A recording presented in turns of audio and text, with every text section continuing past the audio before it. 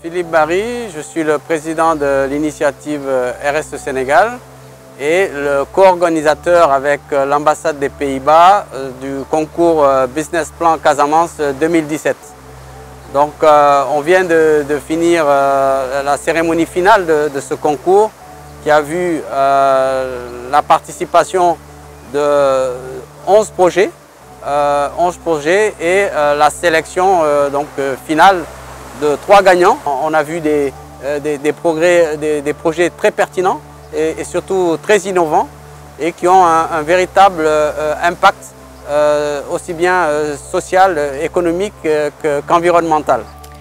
Bonjour, je suis Joséphine Franzen, chargée d'affaires de l'ambassade des Pays-Bas à Dakar. Nous sommes ici aujourd'hui dans le cadre d'un concours RSE et je dois avouer que je suis très impressionnée par le niveau des entrepreneurs, l'innovation, le dynamisme, les idées. Beaucoup de travail est fait par des jeunes et des moins jeunes également. Il y a un certain nombre d'entreprises de haute qualité au Sénégal. Un travail sérieux est fait. Et je pense que le Sénégal et les entreprises sénégalaises ont beaucoup à offrir et devraient maintenant aussi se développer dans une activité qui serait peut-être au-delà des frontières du Sénégal. Et travailler à l'export avec certains produits dont bénéficie le Sénégal, dont la mangue, dont les produits halieutiques, et il y en a beaucoup d'autres. Alors le gouvernement des Pays-Bas et l'ambassade des Pays-Bas portent une importance particulière à la Casamance, d'une part évidemment parce que c'est une priorité de son Excellence le Président de la République, M. Macky Sall, mais également parce que nous avons financé, nous avons été actifs dans la Casamance, en Casamance, et nous le sommes toujours. Je suis le directeur de cabinet de M. le ministre délégué chargé de la microfinance et de l'économie solidaire. Nous avons été invités à cette rencontre qui consacre la sélection au terme d'un concours de projets axés sur le développement durable, mais principalement tournés vers la Casamance. Alors nos impressions, c'est que les projets sont très bien ficelés et on sent qu'il y a effectivement de l'accompagnement derrière. Je crois que des experts ont travaillé avec ces jeunes et je sais que par rapport à la première édition, les projets qui ont été présentés cette fois-ci sont des projets beaucoup plus substantiels en termes de forme, en termes de présentation, mais également en termes d'idées créatrices. Alors notre ministère, c'est, je le rappelle encore, le ministère chargé de la microfinance et de l'économie solidaire. Au sein de ce ministère, il y a bien sûr des fonds de financement. Alors ces fonds de financement sont dédiés spécifiquement aux femmes dans le cadre du Fonds national de promotion de l'entrepreneuriat féminin. Mais nous avons également un fonds qui est destiné à financer les PME dans le cadre de la coopération italo-sénégalaise, c'est la Placipri.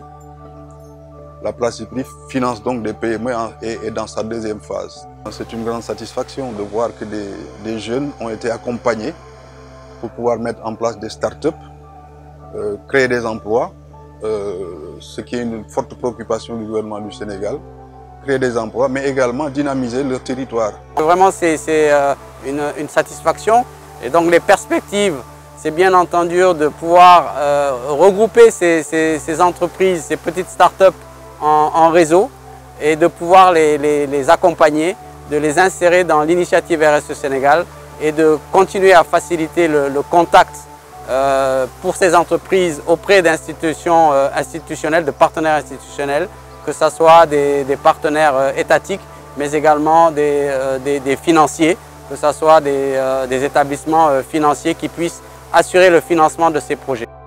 Bonjour à tous.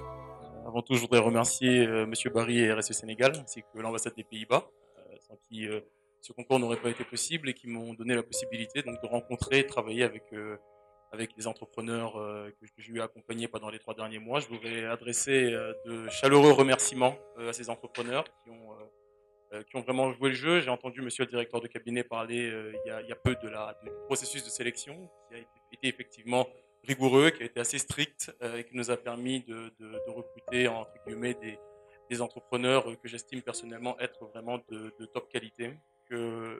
Comment ça marche aujourd'hui, c'est que les jurys donc, ont tous ce support-là, le business plan. Donc voilà, je ne vais pas être plus long que ça. Encore une fois, c'est la matinée des entrepreneurs, pas la mienne. Je pense qu'on peut directement... on va donc désinstaller le présidium Et on va installer les membres du jury, donc je vais inviter à s'asseoir de part et d'autre. Hein. Je m'appelle Ahmed Ndoye et je traite de la valorisation de la mangue. Je m'appelle Moussa Diba. Je m'en vais vous faire une présentation du projet du Malal. Nous avons constaté l'existence de 3 problèmes. Un problème d'assainissement, un problème de déforestation, mais aussi un problème de dégradation des sols. Je m'appelle Chérif Samsidine Sarr et je m'en vais vous présenter le projet Sentos. Sentos vient de Sen pour Sénégal et Tos pour fertilisant. Le projet consiste en la production de fertilisants organiques et à la mise en place d'une ferme agricole intégrée. Donc, pour la transformation de la noix de palme, les femmes passent en moyenne minimum 4 heures de temps pour la transformation de la graine de palme. Mon projet a pour objectif d'innover l'apiculture en introduisant la ruche Langstroth. On part sur un constat que le miel au Sénégal n'était pas de bonne qualité. Et pour respecter les normes codex, les normes alimentaires internationales, il fallait installer des mieleries. C'est des unités de transformation et de conditionnement du miel. Je vais vous présenter donc Marché Boucotte, qui est une marque de vêtements solidaire. Alors la petite différence avec les autres porteurs de projets, c'est que le projet est déjà lancé depuis 1 an et demi. Et donc on est en phase de développement. Je me nomme François-Marie Assel. Je suis cofondateur de l'entreprise AgroProduct Consulting Group basée à Kaolack et est spécialisée sur la transformation, la production et la commercialisation des produits de moringa. Bon, la Casamance est une zone où on cultive beaucoup de riz. Et pendant près d'un quart de siècle, il y a de l'insécurité qui a fait que, en matière d'investissement et surtout dans le domaine de la machinerie agricole, la Casamance est en retard et laissée en rade.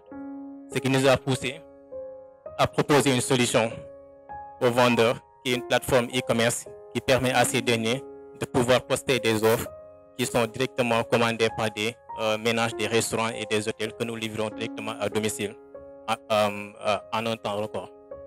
Je vais demander à Monsieur Philippe Barry, coordonnateur du projet et responsable de RSE Sénégal, de nous nommer le 3e.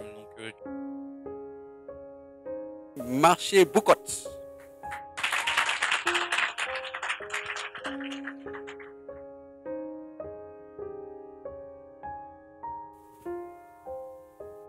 Aïwa John, Malik Biran.